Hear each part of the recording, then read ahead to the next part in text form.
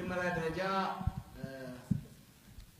ወጣት ሆኜ ለማርበት በመማኝበት ዩኒቨርሲቲ ሳላገኘው ዘልዬ ወደ ሌላ ሀገር የሄድኩበት ዩኒቨርሲቲ ዛሬ ቀድሞ አሸባሪ ተብዬ ፕሬዘንት እንዳደረግ ስለተጋበዝኩ ከልብ ያለኝ ምስጋና ላቀርብ እወዳለሁ። ፕሮፌሰር እስቃኤል የምናደርገውን ፕሬዘንቴሽን እንከፋፈል ብሎኝ ሁሉንም አቀረበውና ባዶን አስቀረኝ። ትንሽ ትራፊዎችን ሰብሰብ አድርጌ ላደርሳችሁ ሞክራለሁ። የዛሬ 2 ዓመት አካባቢ ስጽፍም ስናገርም 4 ፖሲብል አውትካምስ የተጀመረው የፖለቲካ ግጭት ኮንፍሊክት የተጀመረው ትግል 4 ፖሲብል አውትካምስ ወይም ደግሞ 4 ውጤት ሊያመጣ እንደሚችል ጽፎ ነበር። አንደኛው መንግስት እንደፈለገው የህዝቡን አመጽ በመጨፍለቅ የተጀመረውን የአብዮት ጉዞ የመቀልበስ ወይም ደግሞ ካውንተር ሪቮሉሽን ለማምጣት ይችል ይሆን ነበር። ይሄንን በከፍተኛ ደረጃ ከኢሬቻ 2016 በኋላ ስቴት ኦፍ ኢመርጀንሲ በማድረግ ያለ የሌለ ኃይሉን ሞክሮ ነበር፣ አልተሳካለትም። በሁለተኛ ደረጃ እኛም እንዳሰብነው ወይም ሊሆን እንደሚችለው በህዝቡ አመጽ ኢህአዴግን አንኮራፍተን በሱ መቃብር ላይ ሌላ መንግስት ማቋቋም ነበር፣ ሪቮሉሽን ነበር። በሶስተኛ ደረጃ በህዝቡ እንቅስቃሴ ተጠናክሮ የስርዓቱን እጅ በመጠምዘዝ በስርዓቱ ውስጥ ለውጥ ፈላጊ ኃይል በመፈጠር የለውጥ ከውጭ የሚደረገው እንቅስቃሴና ከውስጥ የሚደረገው የሪፎርም እንቅስቃሴ በመቀናበር ሪፎርም ትራንዚሽን ስሩ ሪፎርም ሊያመጣ ይችል ይሆናል የሚለው ነው አሁን የሚታየው የተስፋ ጭላንጭል ነው። አራተኛው ደግሞ ሁለቱ ኃይሎች የህዝብ ኃይልም መንግስትን አዳክሞ መለወጥ ሲያቅተው መንግስትም ሪቮሉሽኑን ወይም ደግሞ ፕሮቴስቱን ክራሽ ማድረግ ሲያቅተው ሁለቱም አብረው ተዳክመው በተለየ ጎንዮሽ ግጭቶች ሆሪዞንታል ኮንፍሊክት ተከታትለው የስቴት ኮላፕስ ሊያመጣ የሚችልበት ወይም ደግሞ ዲስኢንቴግሬሽን ስቴት ሊያመጣ የሚችልበት እድል ነበረ። ነምበር 3 I call it the best case scenario, transition to reform. Number 4 the worst case scenario. And now ሁለት አልፈዋል። there is no counter revolution በዚህ ላይ አታስቡ። ሪቮሉሽንም አልቋል። ሶስተኛው ተጀምሯል። ታላላቆች እንዳሉት ተጀምሯል፣ ግን ስቲል ችግሮች አሉበት። አራተኛው ግን እሱንም አለ።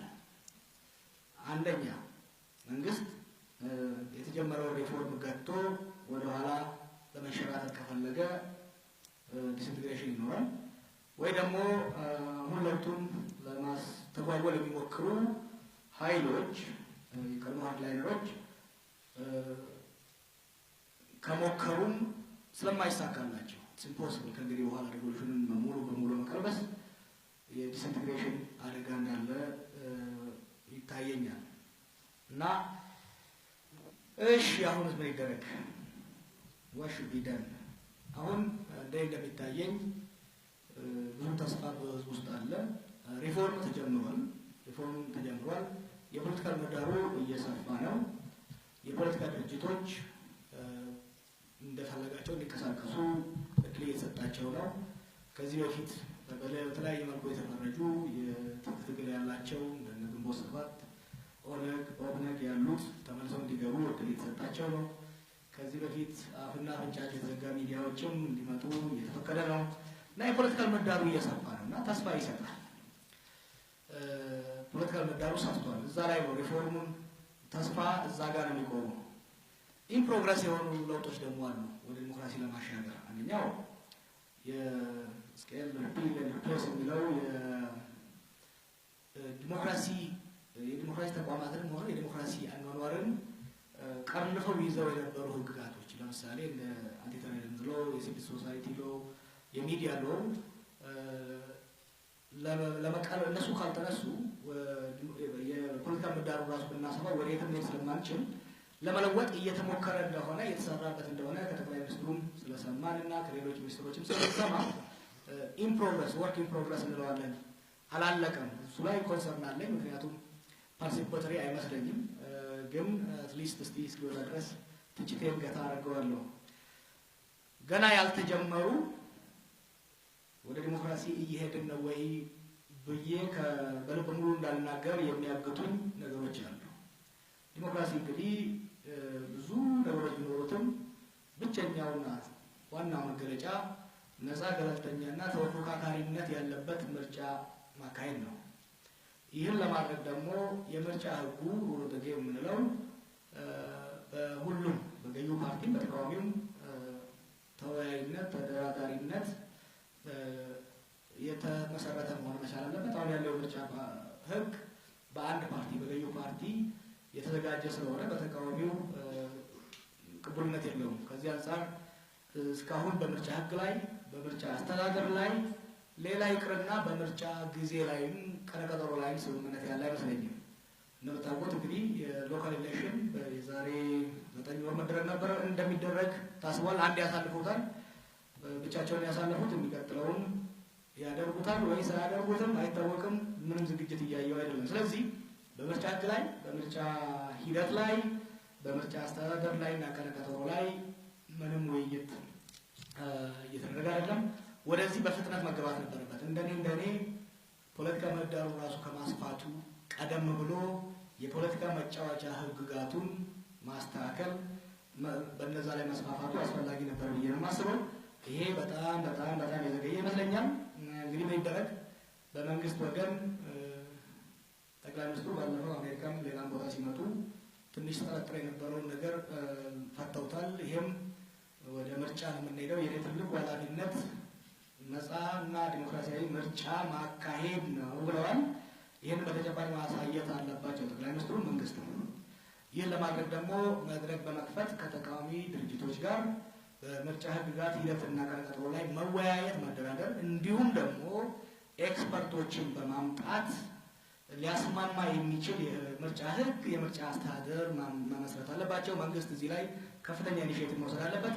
ይህ ግን ለመንግስት ብቻ የሚተው አይደለም። ተቃዋሚ ኃይሉን ፕሮፌሰር ቅድም እንዳሉት በ99 ቦታ ተበታትሶ እንደ ድሮ በመግለጫ ብቻ እታገላለሁ ማለት ሳይሆን በመንግስት ላይ ጫና ማድረግ የምርጫ ህጉ የት ጋር ነው መሻሻል ያለበት የሚለውን አስቀድሞ ማቅረብ፣ ኢቨን በማዕከላቸው ራሱ ውይይቱን ማድረግ መቻል አለባቸው። ይህን እያደረጉ አይደለም። ይህንን እንዲያደርጉ ተስፋ አደርጋለሁ። በአጠቃላይ 2 ዓመት is nothing ካላሳለፉት ተደራድረው ካላሳለፉት በስተቀር ከ2 ዓመት በታች ነው ዋናው ምርጫ ራሱ። ይህ ደግሞ ለምርጫ ዝግጅት ኢህአዴግም አሁን ባለው የተፈረካከሰ ሁኔታ ተወዳዳሪ ፓርቲ ሆኛለሁ ብሎ ባይቀልድ፣ ተቃዋሚውም አሁን በተበታተረው ፓርቲ አሰራር ምርጫን ለማሸነፍ ብቻ ሳይሆን ምርጫ ካሸነፈ በኋላ ሀገር አስተዳድራለሁ ብሎ ማሰቡ ቀልድ ስለሚሆን አይ ቲንክ ለምርጫ መዘጋጀት በጣም አስፈላጊ ይመስለኛል። እንግዲህ ይሄ የፖለቲካ ኤሊቱ የፖለቲካ ክላሱ ሊሰራው የሚገባው ጉዳይ ነው። ይሄ ስራ በተለይ በምርጫ ጉዳዮች ላይ በሌሎች ጉዳዮች ላይ የሚሰራው ስራ እንዲሳካ ከተፈለገ ኮንዲሽንስ አሉ። ዋት አር ዘ ኮንዲሽንስ ኒድድ? አንደኛው ስታቢሊቲ ኤንድ ሴኩሪቲ ነው። በአሁኑ ወቅት ቅድም ፕሮፌሰር የተናገሩት በተለያዩ አካባቢዎች ግጭቶች አሉ። 2 አይነት ግጭቶች አሉ። አንደኛው ሎውለስነስ አናርኪ በየከተማዎቹ የምታየው አለ። አሁን እንኳን ሰብሳይድ አድርጓል። በአማራና በኦሮሚያ ክልል ያለው ሰብሳይድ እያደረገ የመጣበት ሁኔታ አለ። ሆሪዞንታል ኮንፍሊክት በድንበሮች ላይ ታየን የምናየው ሁኔታ አለ። ይሄንን እንግዲህ በጣም ኮንቴን ካልተደረገና ስታቢሊቲ ካልመጣ 2 ነገር ይፈጠራል።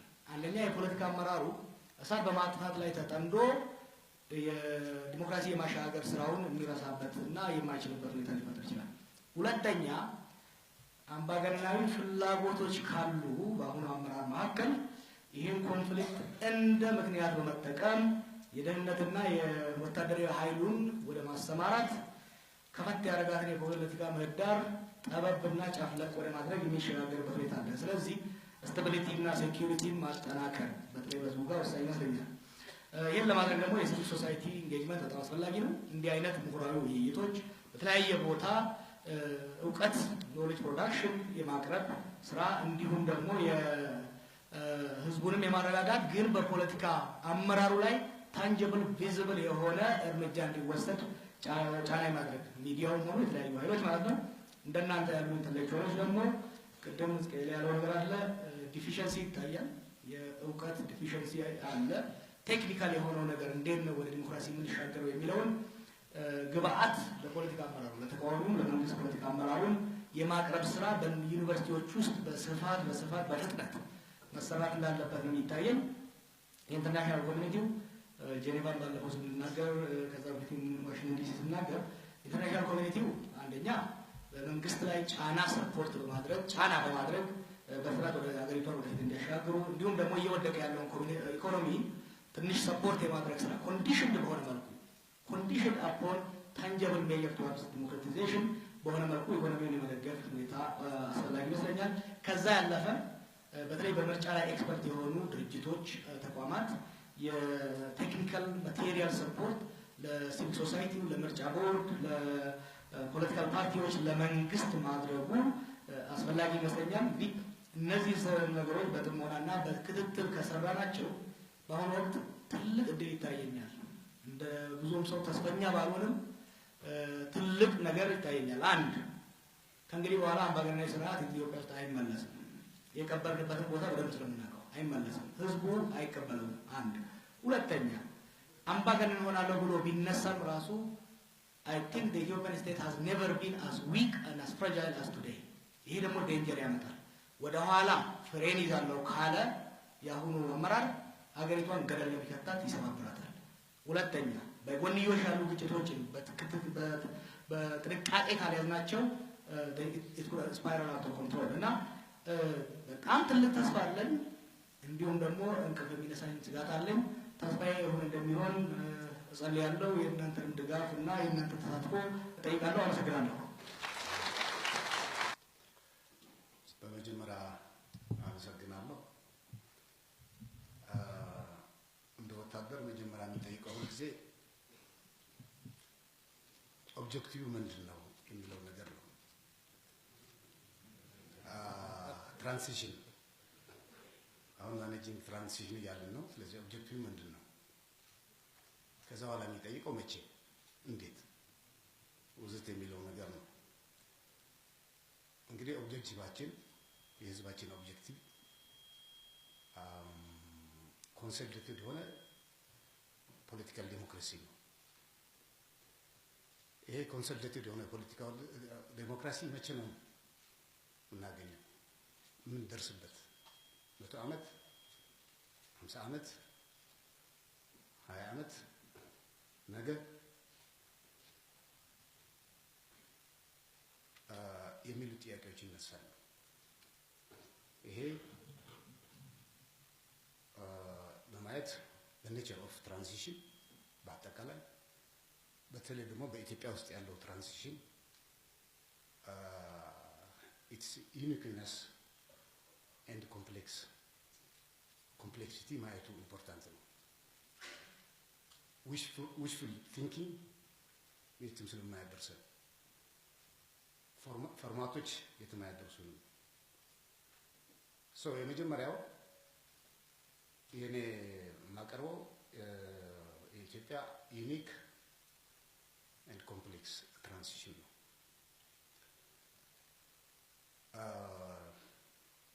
የኛ ትራንዚሽን ለማየት የተወሰነ የሌሎች ሀገሮች ትራንዚሽን ለማየት ሞክሬያለሁ። የላቲን አሜሪካ፣ የሳውዝ ዩሮፕ፣ ኢስተርን ዩሮፕ፣ ኤዥያ። እንግዲህ ሌሎቹም እንደሚታወቀው ምዕራብ አውሮፓም ሰሜን አሜሪካም ሴንቸሪስ ነው የወሰደባቸው አሁን ወዳሉበት ለመድረስ። አሁን ባለው ግሎባላይዝድ ወርልድ we cannot think of centuries ማቴሪያሉንም ደግሞ ማወቅ የሚያስፈልግ ይመስለኛል። አሁን ኢትዮጵያ by the way የኔ ርዕስ managing the current transition ይላል። the current transition ሲል ትራንዚሽን ነበረ፣ ትራንዚሽን ይኖራል። ትራንዚሽን is not a one time war። አሁን ትራንዚሽን ጀመር ጥሩ ሄድን፣ ከዛ በኋላ ሌላ ትራንዚሽን አያስፈልገንም ማለት አይደለም።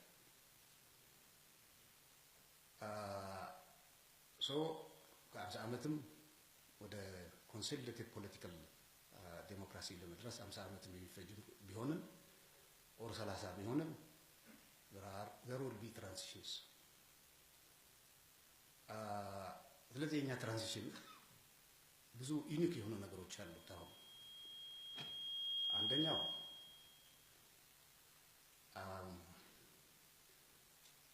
ዴሞክራሲንና ካፒታሊዝምን በአንድ ጊዜ በአንድ ወቅት ሳይመልተነስሊ ኢንትሮዲዩስ ለማድረግ ነው የተመከረው ዴሞክራሲ ሚድል ክላስ ያስፈልገዋል ሳብስታንስ ኢኮኖሚ ባለበት ሁኔታ ዴሞክራሲ ኮንሶሊዴትድ የሆነ ዴሞክራሲ ሊኖር አይችልም ዴሞክራሲ ኢንስቲትዩሽኖች ያስፈልጉታል ኢንስቲትዩሽኖች በ5 ዓመት በ10 ዓመት የሚገነቡ አይደሉም ለዚህ ሁለት ሳይመልተነስ የሆነ የሌሎች ሀገሮችና በአብዛኛው ለምሳሌ የላቲን አሜሪካ ወደ ዲሞክራሲ መንቀሳቀስ ከመጀመራቸው በፊት ሞር ኦር ሌስ ኢስታብሊሽድ የሆነ ካፒታል ሲስተም የተዘረጋበት ሁኔታ ነው የነበረው የፍራንኮ ስፔን ስናይ ወይም ደግሞ የፓርኩ ኮሪያ ስናይ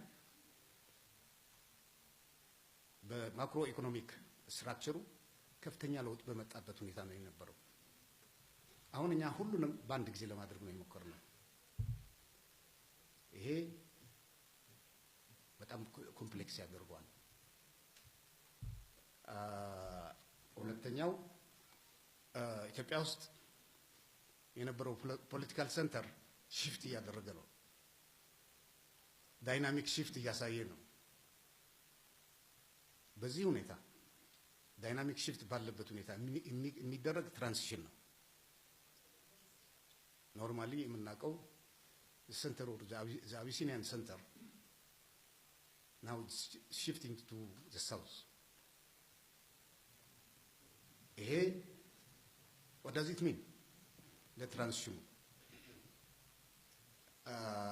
ኤሊቱ ይሄን እንዴት ያያዋል የሚል ጥያቄ እንዲነሳ ያደርጋል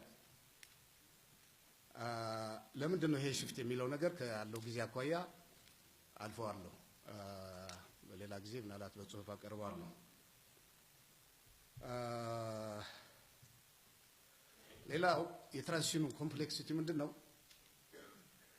የጄነሬሽናል ቼንጅ ባለበት የሚደረግ ትራንዚሽን ነው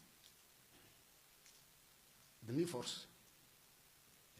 ወጣቱ ቼንጅ ይፈልጋል እንደኔ አይነት ሽማግሌ ደግሞ ባለበት እንዲቆም ይፈልጋል በዚህ መሃል ያለ የጄነሬሽን ለውጥ ነው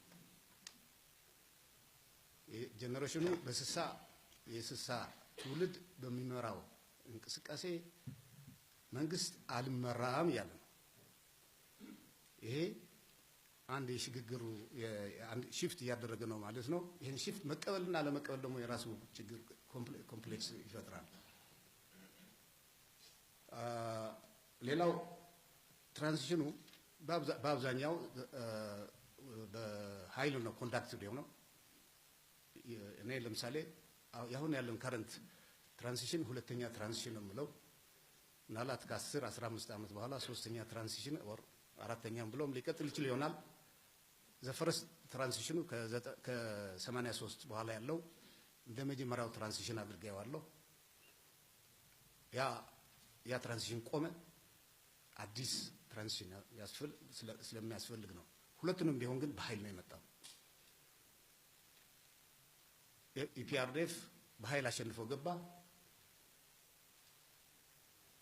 ያሁኑ ትራንዚሽን ደግሞ በወጣቱ አጠቃላይ በተለይ በቄሮ የመጣ ለውጥ ነው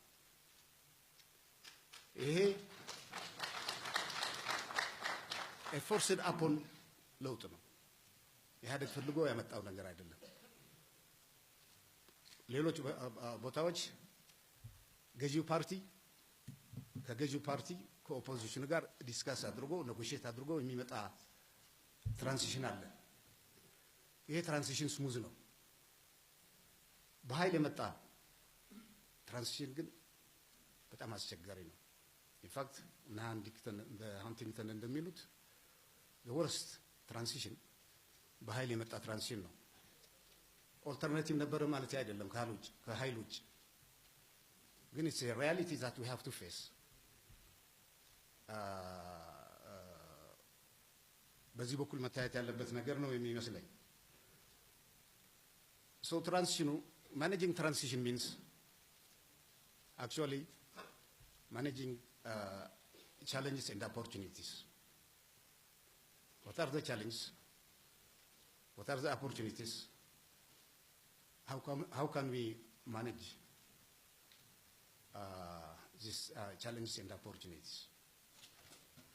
But በመጀመሪያ we have to set account የመጀመሪያው ትራንዚሽን እኔ ይሄኛውን ሁለተኛው ትራንዚሽን ስለምለው የመጀመሪያው ትራንዚሽን has brought a paradigm shift and re-engineering the state of Ethiopia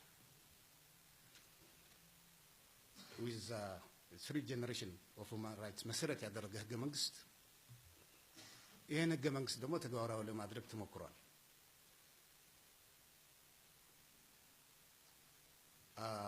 ከፍተኛ የሆነ ማህበራዊና ኢኮኖሚያዊ ለውጥ መጥቷል። ግን ደረጃ በደረጃ it went out of steam በተለይ ከ97 ምርጫ በኋላ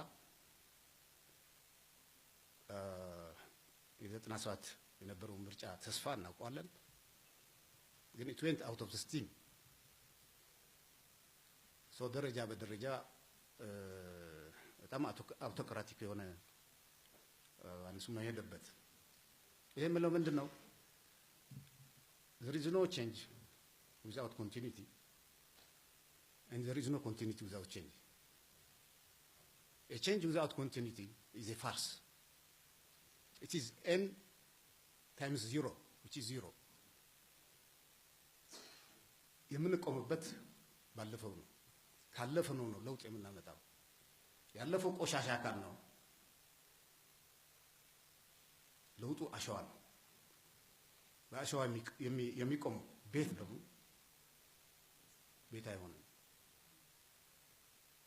ስለዚህ we have to set the account ባለፈው 27 ዓመት ለምሳሌ ብዙ ነገር ተበላሽቷል ብዙ ቆሻሻ አለ አንድ ነገር ነው ግን ብዙ ነገር ደግሞ ተሰርቷል we have to recognize it ለውጥ በፖዚቲቭ ነገር ነው የሚነሳው እንጂ በኔጌቲቭ ነገር አይነሳም በኔጌቲቭ ነገር የሚነሳ ለውጥ ተመልሶ ወደ ነበረበት የሚመለስ ነው ይሄ ካልኩኝ በኋላ ይሄ የዚህ 27 ዓመት መንግስት ሌሎች ሲያስቸግራቸው ምንነት በሚመለከት አንዳንዱ ሰሚ ዲሞክራሲ ይሉታል አንዳንዱ ሰሚ አውቶሪታሪያን አንስ ይሉታል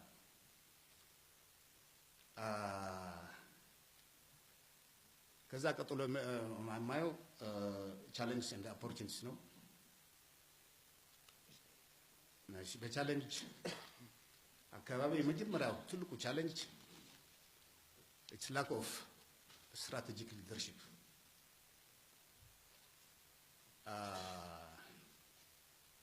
ጠቅላይ ሚኒስትራችን በጣም ኢምፕሬሲቭ የሆነ ስትራቴጂክ ሙቭ አላቸው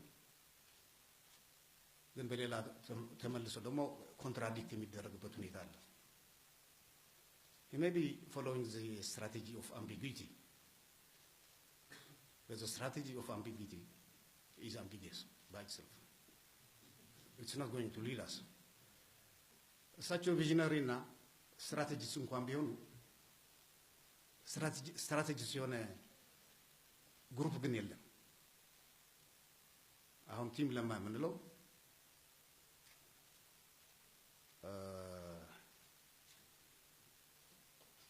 ከኢህአዴግ ውስጥ የዶክተር ደብረጽዮንን አውጥቶ ያለው ግሩፕ ነው ይሄ ግሩፕ ስትራቴጂክ ቲንኪንግ አለው ወይ የሚል ነገር ሲነሳ እንደ ግሩፕ ሲታይ አስቸጋሪ ይመስለኛል። ይሄ የሚሆንበት ግን ደግሞ ለምን ስትራቴጂክ ሊደርሺፕ አሁን የለም ከሚል አይደለም። ቢኮዝ ሪቮሉሽነሩ ሊደርለስ ስለነበረ ነው። ሪቮሉሽነሩ ሶሳይቲ ሌድ የሆነ ሪቮሉሽን ስለነበረ ነው። we need some time to bring our young intellectuals, our young politicians ወደ መድረክ ለመምጣት ትንሽ ጊዜ ይፈልጋል። ከዛ ሌላው ያለው ምንድነው? ይሄ ኢንሰርጀንስ ኦፍ አልትራ ናሽናሊዝም ወደ ምናልባትም ወደ ፋሺዝም የሚሄድ ምልክቶች እየታዩ ነው። በኦሮሚያ ኢሊት አኳያ ሲታይ there is a reworking of domination። በአማራው ኢሊት ሲታይ there is the doctrine of the fatherland።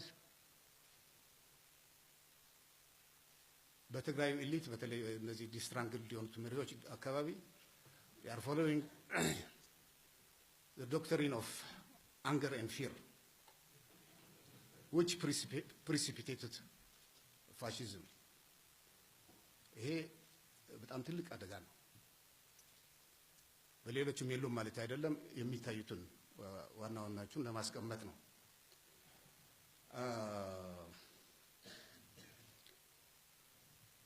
ያው there is also the decentralization of the instruments of violence። ይሄ ያለንበት ሁኔታ ነው። ይሄ ለምን መጣልልም መምጣት ነበረበት። ወጣቱ መታገል ስለነበረበት ግን how do we ግን ይሄ እንደ አንድ ቻሌንጅ ነው። መንግስት ለማፍረስ የወጣው ቄሮ እና አሁን ወደ ትምህርት ግባ እና ወደ ስራ ግባ ተው በቃ መንግስት ፈርሷል። በዚህ መንገድ የሚሄድ ነገር አይደለም። ኢህአዴግ ደርግን አፍርሶ በቃ እንግዲህ ደርግን አፍርሰሃልና እንግዲህ አንተ ወደ ነበርክበት ትምህርት ቤት ወደ ምናምን ሂድ እንደማለት ነው። ይሄ የሚሆን ነገር አይደለም። ስለዚህ አንድ ቻሌንጅ ነው። ሌሎቹ አሉ ትናንሽ ስለሆኑ እነሱን ተዋቸዋለሁ። ከዛ ከኦፖርቹኒቲ አኳያ ሲታይ ኖ ቱ ዴሞክራቲክ ገቨርናንስ የሚል ህዝብ አለና ኖ ብሎ ጠበኛ አንስቷል። ነው ብሎ ሁሉም ነገር የሚደረግም አድርጓል። እኛ የምናውቀው የፋኖና የቄሮና የፋኖ ነው። ትግራይ ውስጥ የነበረው ጸረ መንግስት ሰላማዊ በሆነ መንገድ ቢሆንም በሚገርም መንገድ ነበር እንቅስቃሴ የነበረው። so everywhere no to governance ብለዋል። so there is an explosion of politics which አንዳንዶች ምን ይላሉ? የሱናሚ የፖለቲካ ሱናሚ ነው ያለው አሁን። ይሄ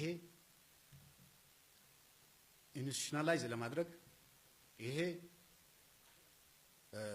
ቮቲንግ የቮት ተርናውት ሃይ እንዲሆን ሪዲንግ እንዳይኖርም ቮት ሪዲንግ እንዳይኖርም ትልቅ ከፍተኛ አንስ ነው የሚሆነው። ይሄ አሁን ያለው ሞመንተም መጠበቅ ከቻለ ይሄን አሁን ያለው ሞመንተም መጠበቅ ካልቻለ የራሱ ችግር ይኖረዋል ማለት ነው። ሞመንተሙ መጠበቅ አለበት። እዛ ላይ the way forward ጊዜ ካለኛ አቀርባለሁ፣ ካልሆነ በዚህም ሊታይ ይችላል። ሌላው ኦፖርቹኒቲ ምንድነው? የናሽናል ኮምፖዚሽን ኦፍ አወር አርምድ ፎርስስ። በሶስተኛ ዓለም አርምድ ፎርስስ ሁል ጊዜ ሴፍ ቫልዩ ናቸው። they could be destructive but they could be safe value when the politics is dirty. so we have ይሄ ናሽናል ኮምፖዚሽኑ እየተስተካከለ መሄዱ ትልቅ እድል ይሰጠናል። ሌላው አሁን የተጀመረው ኢንክሉሲቭ የሆነ ፖለቲካ ነው። ላቭ፣ ዩኒቲ፣ መደመር ወዘተ የሚባሉት ነገር የመንግስት አስተሳሰቦች ሲሆኑ ይሄ አውቶክራቲክ የሆነ ፖለቲካል ካልቸር ከመቀየር አኳያ ከፍተኛ ሚና አለው።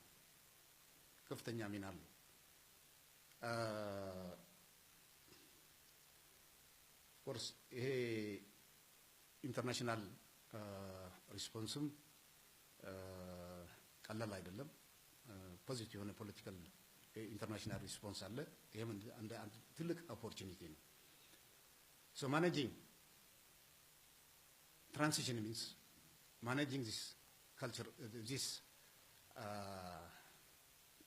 challenges and opportunities. ይሄን በስትራቴጂ ደረጃ ምን ማድረግ አለብን ወደሚለው ነገር የሚሄድ ነው ማለት ነው። So without being አሁን ያለውን የሀገራችንን በጣም ኮምፕሌክስ የሆነ ትራንዚሽን በሚገባ ካላየን ዊሽፉል ቲንኪንግ ፎርማቶችን አስቀምጠን የሌሎች ሀገሮች ዴሞክራቲክ የሆኑ ማለት ለማድረግ ያድርጉትን 1 2 3 4 5 ብለን አስቀምጠን በየትራ 1 2 3 4 ይሄን ተግባራው እናደርጋለን ካል we may go back to where we were. Thank you.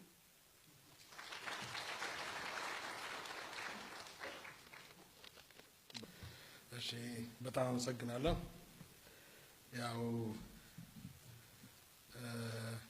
እዚህ ያለን በሙሉ ራሳችንን እንደ ምሁር ነው የምናየው።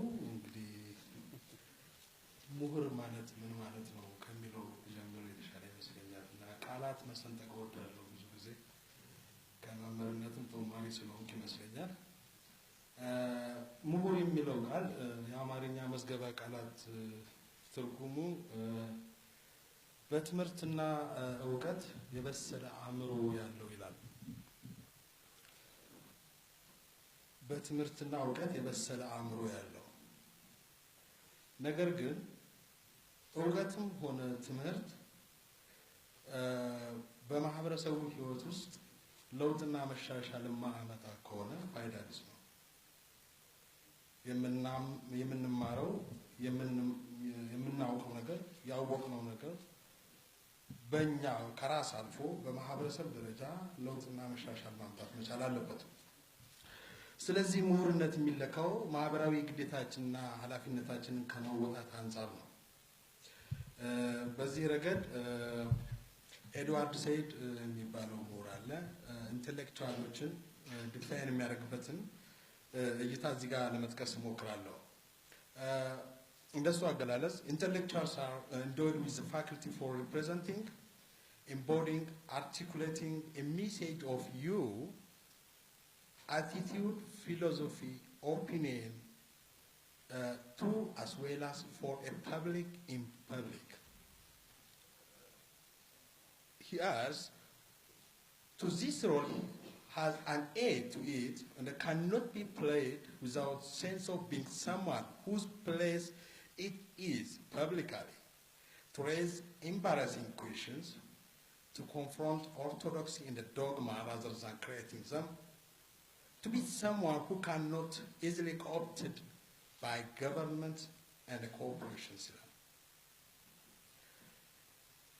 እንግዲህ ይሄ ከኛ እይታ አንፃር ስንመለከተው የህዝብን ጥያቄ መወከል የሚችል የህዝብን ጥያቄ ማንሳት የሚችል የህዝብን ጥያቄ ሪፕሬዘንት ሊያደርግ የሚችል ነው። አንድ አሳፋሪ ጥያቄዎችን በአደባባይ ማንሳት የሚችል ነው ሞር ኢንተሌክቹዋል። ሁለት ኋላ ቀር የሆኑ አመለካከቶችን መጋፈጥ የሚችል ነው። ሶስት ለመንግስትና ለተቋማት ፍላጎት ተገዥ ያልሆነ። በእነዚህ መስፈርቶች እይታ አንፃር ስናየው ምሁር የሚለው ቃል ፊት አደረገው። በእኛ ማህበረሰብ ውስጥ እነዚህን ተግባራት የሚፈጽሙ ሰዎች ምሁር ሳይሆን ምሁር ነው የሚባሉት።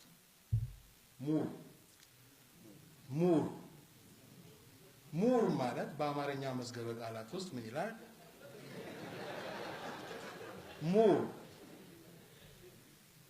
ምሁር የተማረና ዕውቀት ያለው ሆኖ ወፈፍ ስለሚያደርገው ብዙ የሚለፈልፍና የሚናገር ንግግሩ ግን ፍሬ ነገር ያዘለ ነው ይላል። ይሄ አዲስ አበባ ዩኒቨርሲቲ ያዘጋጀው የአማርኛ መዝገበ ቃላት እቺን ሀገር የቀየሯት ወፈፍ የሚያደርጋቸው ልጆች ናቸው።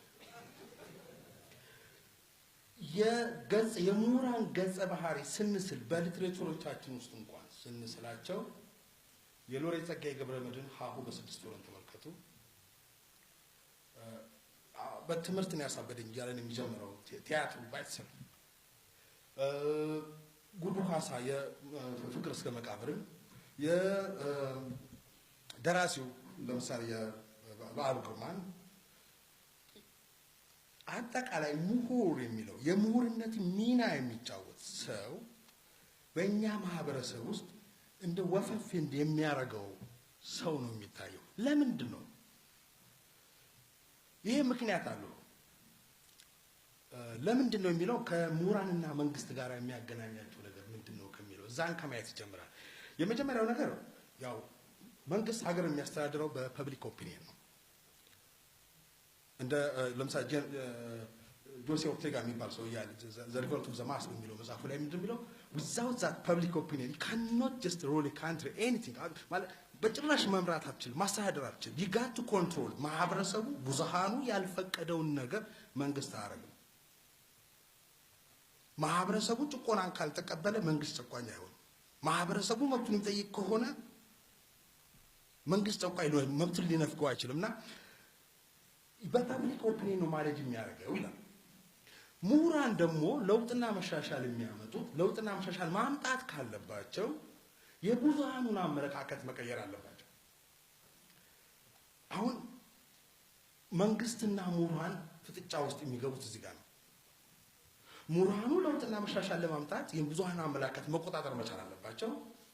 መንግስት ደግሞ ሀገሪቷን ለማስተዳደር ህዝቡን ለማስተዳደር የብዙሃኑን አመለካከት በበላይነት መቆጣጠር ይፈልጋል። ይሄ በዲሞክራሲያዊ ስርዓትና በጨቋኙ አምባገነናዊ ስርዓት ውስጥ የተለያየ ሁኔታ ይኖራል። በዲሞክራሲያዊ ስርዓት ውስጥ ያው መንግስት ህዝቡን ያስተዳድራል። ምሁራኑ የብዙሃኑን አመለካከት ሼፕ ያደርጋሉ፣ ይቀርጻሉ። የህዝቡን ጥያቄ ያነሳሉ፣ የተለያዩ ሀሳቦችን ይገልጻሉ፣ የተለያየ ሀሳብ ያራምዳሉ፣ ሀሳባቸውን በነፃነት ይገልጻሉ። አንድ ሁለተኛ መንግስትን ክሪቲሳይዝ ያደርጋሉ። የጆን ስታርት ሚስ ለምሳሌ ሪፕሬዘንታቲቭ ገቨርንመንት በሚለው መጽሐፍ ላይ በግልጽ የሚያስቀምጠው የምሁራን ሚናና የመንግስት ሚና በግልጽ ለይቶ ያስቀምጣል። ምሁራን መንግስት አገር ያስተዳድራል። ምሁራን ደግሞ አንድ የህዝቡን አመለካከት ሼፕ ያደርጋሉ፣ ሁለት የመንግስትን ስራ እየተከታተሉ ክሪቲሳይዝ ያደርጋሉ። ባይዛት የህዝቡ ጥያቄ መልስ ያገኛል፣ የመንግስት ስራና አሰራር እንዲሻሻል ይሆናል። ይሄ በዲሞክራሲያዊ ስርዓት ውስጥ ነው። ጨቋኝ ስርዓት ውስጥ ስንመጣ ምንድነው የሚያደርገው? መንግስት መለወጥና መሻሻል አይፈልግም። ለውጥን ተቀብሎ የህዝቡን ጥያቄ ሰምቶ ምላሽ መስጠት አይፈልግም። ስለዚህ ስታክ ያደርጋል። እሱ ከመቀየር ይልቅ የህዝቡ አመለካከት የብዙሃኑ አመለካከት እንዳይቀየር ይፈልጋል። ያን ለማድረግ ደግሞ ምንድነው የሚያደርገው? የምሁራኑን ሀሳብና እንቅስቃሴ መቆጣጠር አለበት፣ መገደብ አለበት። እሱን ካልገደበ የብዙሃኑ አመለካከት ይቀይሩታል፣ ፐብሊክ ኦፒኒየን ይቀይሩበታል። ከቀየሩበት ህዝቡ መብቱን ይጠይቃል፣ የመብት ጥያቄ ያነሳበታል፣ የእኩልነት ጥያቄ ያነሳበታል፣ የፍትሃዊ ተጠቃሚነት ጥያቄ ያነሳበታል። ስለዚህ መንግስት ይወድቃል ወይም አገርን ማስተዳደር ይሳነዋል። ስለዚህ ምን ማድረግ አለበት? ከመቀየር ይልቅ ምሁራኑን ማፈን ይመርጣል። ሀሳብ አስተያየታቸው እንዳይሰጡ ይፈልጋል። እሱን የሚደግፍ ሀሳብ ብቻ እንዲሰጡ ይፈልጋል። ወይ ከ1997 ጀምሮ ምን ሲሰራ እንደነበር ሁላችሁም ታውቁታላችሁ። እንደ ምሁራን መንግስት የሚፈልገውን ብቻ ነው ስናወራ ነበር። ለምን ከመንግስት የተለየ አቋም ያላቸው ምሁራን መስማት አይፈልግም ነበርና። ስለዚህ በሁለቱ መካከል ግጭት ይፈጠራል፣ በምሁራንና በመንግስት መካከል። መንግስት ያው እንዲያስተዳደር የተሰጠው ስልጣንና አቅም አለው። የመንግስት መዋቅር ተጠቅሞ የተወሰኑ ምሁራኖች ስርዓት ለውጥ ለማድረግ ይንቀሳቀሳሉ። እነሱን ማደድ ይጀምራል። ምሁራኖች ይታሰራሉ፣ ይሰደዳሉ። ዘን ምሁር የምንለው አጠቃላይ የተማረው ማህበረሰብ በሙሉ በፍርሃት ቆፈን ውስጥ ይገባል። ይሄን ነው ችግር የሚመጣው። ችግር ሲመጣ ምሁራን ሀሳብ አስተያየታቸው መስጠት ይፈራሉ፣ በፍርሃት ቆፈን ውስጥ ይወድቃሉ። ፍርሃት ራሱ እውቀት ይሆናል፣ እውቀት ራሱ ፍርሃት ይሆናል። ይገለባበጣል። እውነትን መናገር መጠየቅ ጥፋት ይሆናል። እውነትን መናገር መጻፍ በወንጀል ያስጠይቃል። መጨረሻው ይሄ የቶታሊታሪያን ስቴት መፈጠሩ ምልክት ነው። እዛ ደረጃ ላይ እንደርሳለን። በፍርሃት ቆፈን እንወድቃለን። ሁሉም ጥጉን ይዞ ይቀመጣል ማለት ነው። ይሄ ሲሆን የህዝብ ጥያቄ መልስ ያጣል። የመንግስት ስራና አሰራር አይሻሻልም። ነገሮች ወደ ተፈለገ አቅጣጫ ይሄዳሉ። ጭቆና ይሰፋል። እዚህ ጋር እንዴት አድርገን ነው ታዲያ ይሄን ነገር ማኔጅ ልናደርግ የምንችለው? እንዴት አድርገን ልናሻሽለው የምንችለው? አንድ ነገር ማስታወስ አለብን። በመሰረታዊ ደረጃ ጸረ ሽብር ሆነ የቀይ ሽብር በባህሪያቸው አንድ ናቸው።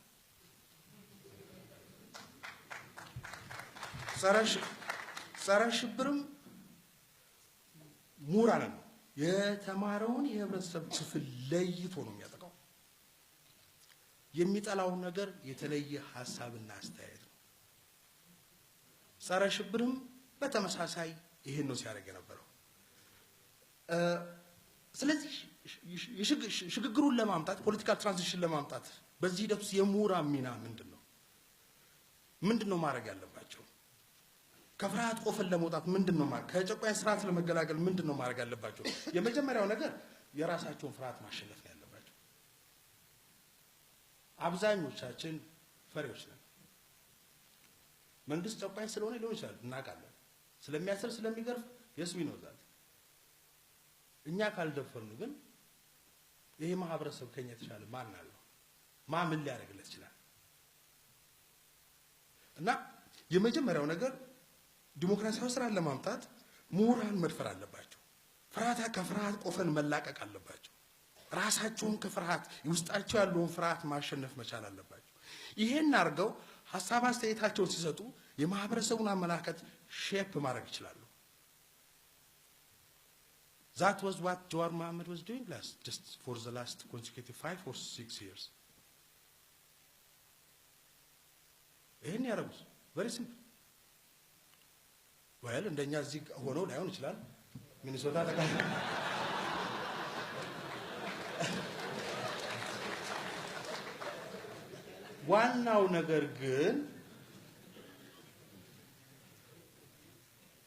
ዋናው ነገር ግን የተወሰኑ ምሁራን ከፍርሃት ቆፈን መውጣት አለባቸው። ሐሳብ አስተያየት መስጠት አለባቸው። የብዙሃኑን አመለካከት በበላይነት ከፊት መምራት አለባቸው። ይህ ሲሆን ነው ለውጥና መሻሻል የሚመጣው። ይህ ሲሆን ነው የመንግስት ስራና አሰራር ሂደቱ የሚሻሻለው። ይሄ መጀመሪያ ስቴፕ ነው። ስለዚህ ጨቋኝ ስርዓት ካለ በዚህ ሂደት ነው የሚወድቀው። የብዙሃኑ አመለካከት ጭቆና መቀበል ያቆማል። መብቱን መጠየቅ ይጀምራል። ፍትሃዊ ተጠቃሚነት እንዲሆን ያቀርባል። ጥያቄ ያቀርባል። ያ ሲሆን ነው ጨቋኝ ስርዓት እየተፈረከረከ የሚሄደው። ስለዚህ የመጀመሪያው ስቴፕ ምንድነው? ምሁራን ራሳቸውን ከፍርሃት ቆፈን ማላቀቅ አለባቸው። የህዝቡን ንቃተ ህሊና ማዳበር፣ የጋራ ግንዛቤ መፍጠር መቻል አለባቸው። ጨቋኝ ስርዓትን ማስወገድ አለባቸው። ይሄ የመጀመሪያው ስቴፕ ነው። ይሄን ጨቋኝ ስርዓት ለማስወገድ መረባረብ መቻል አለባቸው። ይሄን በማድረግ ሂደት ግን አንድ ምን ፈጥራት ነገር አለች። በዚህ ረገድ ወዳጄ ጀዋር መሐመድም ሆኖ ጀነራል አንድ የሚያደርጋቸው ነገር አለ። ቲፒኤልኤፎች ትግል ሲጀምሩ ትግራይ ውስጥ ብሔርተኝነትን የጀመሩት ምናልባት የዶክተር አረጋዊ በርሄ መጽሐፍ የፒኤችዲ ቴሲስ ማየት ይቻላል። ትግሉን ሲጀምሩት ብሔርተኝነትን ያቀነቀኑት በዋናነት ይሄ ሙቭመንቱን ለመጀመር ትግሉን ለመቀስቀስ ነው። የብሔርተኝነት መሰረታዊ ዓላማ አምስቱ ነው። ምንድነው? ህዝባዊ ወገንተኝነትን ማስረጽ መቻል ነው። ህዝብ ውስጥ ምንድነው? ለጭቆናና ጨቋኞች ጥላቻ ማሳየት ነው። ይሄ ነው ብሔርተኝነት። በራስ ወዳድነትና ጥላቻ ላይ የተመሰረተ ነው። ይሄ እኔ ብቻ አለ የመዝገበ ቃላት ትርጉሙ እንደዛ ነው። ብሔርተኝነት ማለት ራሱን አብልጦ የሚወድ ለሌሎች ጥላቻ የሚያሳይ ነው። I don't have a problem with that.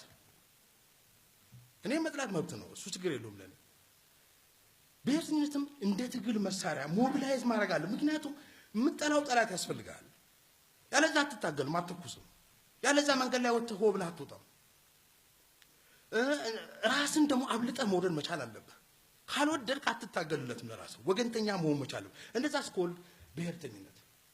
ይሄ ብሔርተኝነት ግን የሚያገለግለው እስከ ተወሰነ ስቴፕ ነው።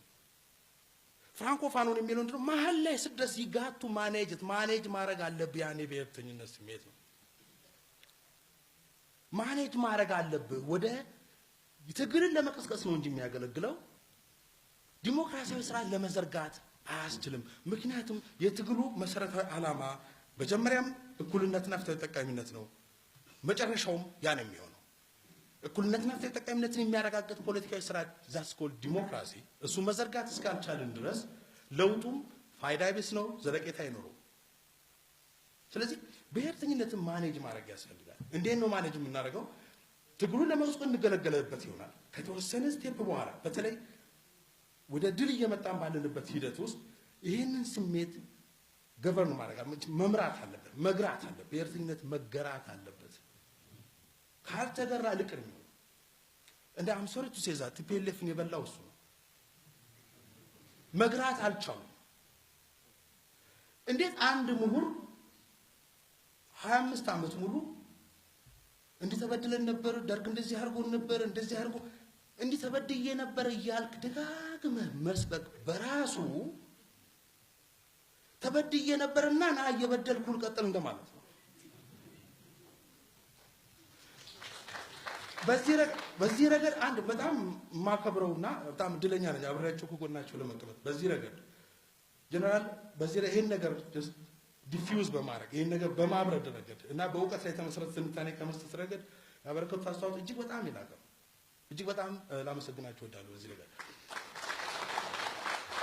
ስለዚህ ከአንድ ምሁር የሚጠበቀው ነገር እንደው ብሔርተኝነት ትቀሰቅስበታለህ፣ በሂደት ግን ማኔጅ ማድረግ አለብህ። ማኔጅ ማድረግ ካልቻልክ አንተንም ሀገርም ይዞ ይጠፋል ነው።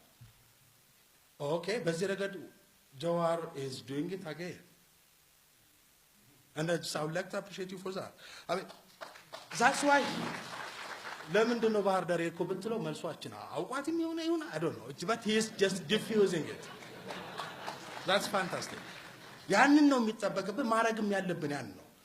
የመጨረሻው ነገር ምንድነው? የፍርሃትን ግንብ ማፍረስ ነው። የፍርሃት ግንብ ምንድነው ብለን ስንል ፍርሃት የሚያደርገው የመጀመሪያው ነገር it breaks that channel of communication between individual men። እሱ ሰላይ ይመስለኛል። ስለዚህ ከሱ ጋር አወራው፣ እሱም ደግሞ ጆሮ አቀባይ ነው። ከሱ ጋር አወራው። ስለዚህ ማንንም ከማንንም ጋር አወራው፣ ማንንም ከማንንም ጋር ሐሳብ አይሰጣጥም። በዜጎች መካከል ያለው የሐሳብ ሽርሽር የግንኙነት መስመሩ በሙሉ ይበጠሳል። እንጥርጣሬ ፍርሃት የፍርሃት ቆፈን ሁላችንም ሰብሮ ይዘንና መነጋገር መግባባት ይሳናል። በጥርጣሬና አለመተማመን ነው የምንጓዘው። ይሄ መጀመሪያው ነገር ነው። ሁለተኛው ነገር it breaks the boundaries of law። ህግ ያስቀመጠው የህግ ዋስትና አሁን እኔ እዚህ ጋር ቁጭ ብዬ ማውራቴ በጸረ ሽብር ህግ ያስከሰኛል። እሱ ብቻ በቂ። በጸረ ሽብር ህጉ ሁላችንም እንከሳለን። ይሄ አሁን ብቻ አይደለም the same በቀይ ሽብርም ዘመን ያው በቀይ ሽብር ዘመን እንዲቁጭ ብሎ ማውራትም ያስገድል ነበር። ምንድነው የሚያደርገው? እያንዳንዱ ሰው ምንም አይነት የህግ ዋስትና እንዳይኖረው ነው የሚያደርገው። ስለዚህ በቀጥ እነዚህ የፍርሃት መሳሪያዎች ፍርሃት የሚያደርገው እንደዚህ ነው። አንድ ቻናል ኦፍ ኮሙኒኬሽኑ ይሰብረዋል በህዝቦች መካከል ያለው። ሁለት የህግ ዋስትና ያሳጠናል። በቀጣይ ማድረግ ያለብን ምንድነው? የህግ ስርዓት የህግ በላይነትና ተጠያቂነትን ማረጋገጥ አለብን። ምሁራን እንደ ምሁራን በዚህ ላይ መረባረብ መቻል አለብን። ሌላኛው ነገር በዜጎች መካከል ያለው ግንኙነት መስመር መልሰን መጠገን አለብን። ተሰብሯል። ዜጎች እርስ በርስ ማውራት አቁመዋል። በጥርጣሬ መታየት ጀምረዋል። በጣም ቀላል ነው። ሁሉም ሰው በኦሮምኛ ሊያወራ ይችላል፣ ሁሉም ሰው በአማርኛ፣ ሁሉም ሰው ሊያወራ ይችላል። እኛ የፈለግነው ለምሳሌ ኦኤምኤን በአማርኛ ሊያወራ ይችላል። እሱ አማርኛ የሚናገሩ ሰዎች ምን ፈልገው ብሎ ነው የሚያወራው? እሱ ዳዝማት በኦሮምኛ ለምሳሌ የኦሮሚያ ክልላዊ መስተዳድር ምክር ቤት በኦሮምኛ ስብሰባ እያካሄደ ሳለ አንድ ሰው መቅጠር ነው በአማርኛ የሚተረጉም አንድ ሰው፣ ወይም ደግሞ በአማርኛ የትግራይ ክልል ለምሳሌ በትግርኛ ምክር ቤቱ ስብሰባ አጠቃላይ ነገር የሚሰሩ ስራዎች አሉ። በትግርኛ ሲቀርቡ በሶማሊኛ፣ በኦሮምኛ፣ በአማርኛ አንዳንድ ተርጓሚ እኮ ነው የሚያስፈልግ። ይሄንን መልሰን ማግኘት አለብን። ይሄን ማድረግ ካልቻል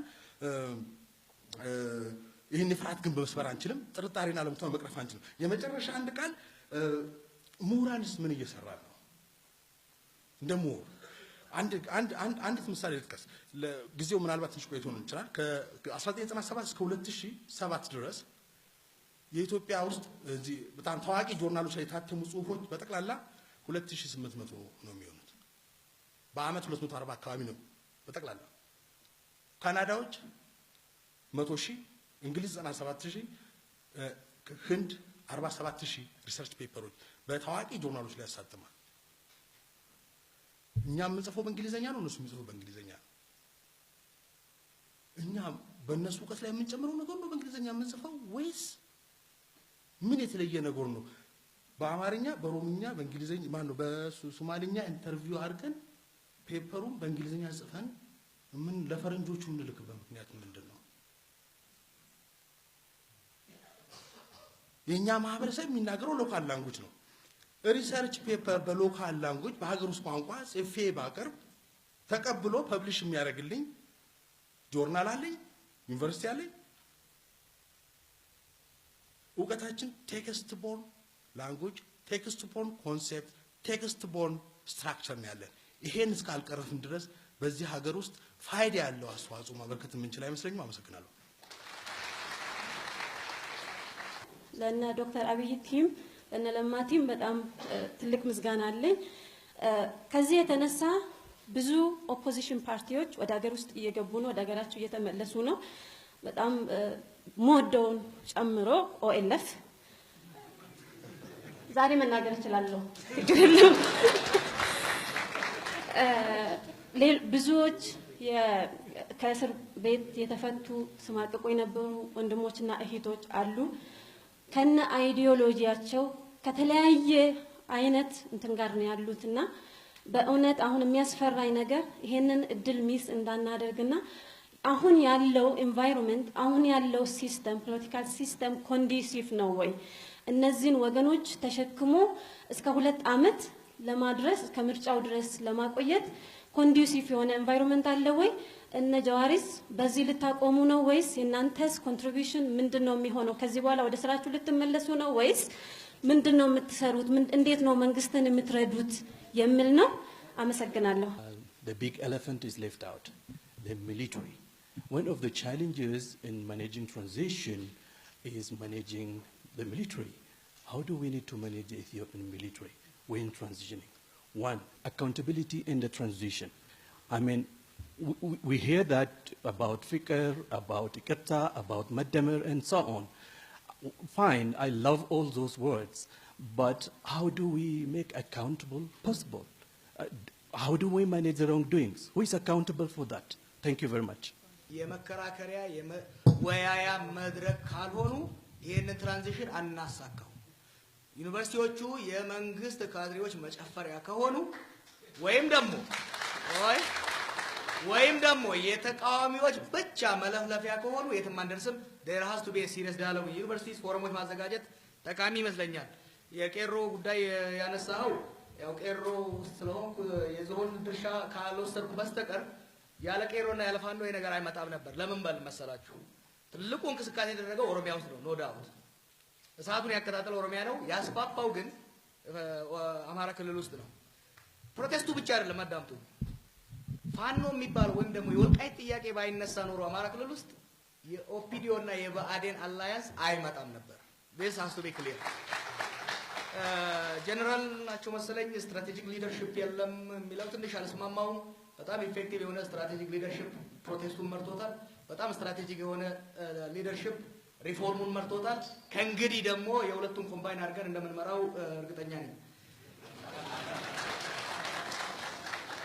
is this integration possible absolutely possible you should not go back and sleep ምክንያቱም when you combine ethnic federalism with authoritarian system and keep it for 27 years the recipe is already in place okay I think አማራተኛ የሆናችሁ ሰዎች you should be thankful to God that it did not disintegrate so far ስለዚህ read a book by Valerie Pans from Yale what happened in Yugoslavia what happened in USSR ethnic federalism without democracy emboldens nationalism but deprives it space for mobility for negotiation አሁን የምናየው ነገር ከዛ ጋር የተያያዘ ነው ፖሲቢሊቲው አለ ወጣይቱ ላይ ምን እናድርግ የሚለው አንደኛ አሁን ስታቢላይዝ የማድረግ ስራ መስራት ያስፈልጋል they know how to dismantle a system. They are mortal threat to the state and to you all. But we have to make sure we transition them into building democratic system. That requires one, absorbing them to the state, absorbing them to opposition, but that's not enough. There is high unemployment in Ethiopia. Yan high unemployment, ካልቀረፍነው በስተቀር ገፍቶ 4 ኪሎ ያስገባን ቄሮ ጎትቶ መንገድ ላይ ነው የሚጥለን። ይሄን ማወቅ አስፈላጊ ይመስለኛል። Is this a transition? Yes, it's a transition.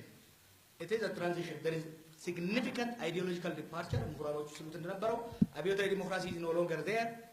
Counter-terrorism is no longer there. You don't have a leadership that tells you what to do. You don't have a leadership that throws you to jail. There is significant opening of political sphere. That's what transition is. We are in transition. By the way, we have been in transition since the first state of emergency was defeated. I've been saying this, and we are now in a fast-paced transition. Are we going to complete it? I'm not sure. Military law, the issue of military is important. I have surveyed the different institutions. I think the easiest is military in terms of transforming it. Why? The bulk of the military is multinational. The bulk of the military is from lower class. The bulk of the military is professional. The problem with the military has been at the senior level, at the leadership level. If we can transform, reform the leadership, or replace them with the younger ones, I think there is possibility. If the military was not professional, I should give credit to the generals and everybody else. If the military was not professional at the lower level, and if it was not multinational, if it reflected the bad habits and domination of one group that we see at the top of the leadership level, the country would have disintegrated. The military would have tried to stage coup d'etat. The military would have disintegrated into different factions. That did not happen. The fact that the military held together for the last 9 months is testament that this military is one you can count on. Of course, the fact that 80% of the military is on the Eritrea border also has a contribution. I just want to say, በጣም አመሰግናለሁ። ብቆይና ብዙ ብንከራከር ብንጫወት ደስ ባላይ ነበረ። ግን እንዲህ አይነት ፎረም ከተዘጋጀ ወደፊትም እኔም ብዙዎቹም እንሳተፍ ይሆናል። በጣም ነው ማከብራችሁ። ደህና ደሩልኝ።